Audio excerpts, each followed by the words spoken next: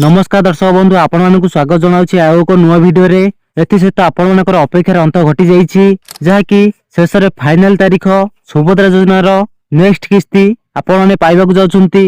कहया गले जो माने आवेदन करचंती से माने प्रथम किस्ती पाइबे, जो मानकर टंका बाकी रही से माने बाकी थिबा टंका समस्त पैसा पाइबे। तो एते दिन धरी जहाँकि पर्टिकुलर डेट आपण मानकू कह जाय नथिला, कह जाउतिला केवल एही मासरे मिलिबो, एही सप्ताह रे मिलिबो, आसंत सप्ताह रे मिलिबो, 18 तारिख सुधा मिलिबो।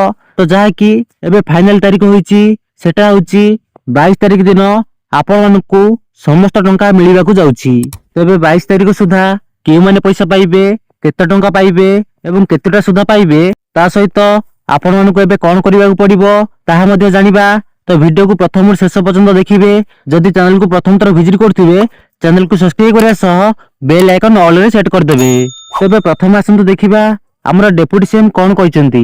तो एठी देखि परथिबे कुहा जाईची सुभद्रा योजना रे नूतन भाबे जोड़ी होतिबा हिताधिकारी मानकू जनवरी 18 तारिख बदल रे जनवरी 22 तारिख दिन सुभद्रा सहायता अर्थ राशि प्रदान करा जिवो। एने सूचना दैचंती माननीय उपमुख्यमंत्री श्रीमती प्रभाती परिडा। तो एबे देखिबा किए केता टंका पाइबो ता सहित आपण मानकू कोन करिबाकू पड़िबो। तबे मन रखंतु जे माने नुआ आवेदन करचंती सेमानकू प्रथम किस्ती अर्थात 5000 टंका मिलिबो। जे माने पाइ नाहंती दुईटी किस्ती से माने 10000 टंका पाइबे। जो माने गोटे किस्ती पाइ नाहंती से माने 5000 टंका पाइबे। तो समस्त आपण माने आवेदन स्थिति को चेक करंतु, सेठारे देखंतु आपनकर डीबीटी एक्टिव अछि कि नहीं, ता सहित ईक्यूआई स्थिति पेंडिंग अछि ना कंप्लीट अछि, तो कोन स्टेटस रे शो करूची समस्त सूचना मते कमेंट विषय कमेंट करंतु।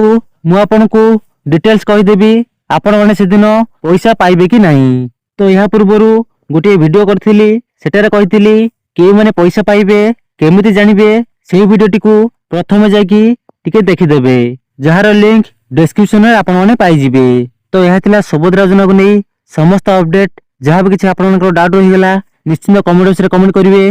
रहिली देखा बा आउ को वीडियो रे आडे न्यू अपडेट सहित। जय जगन्नाथ।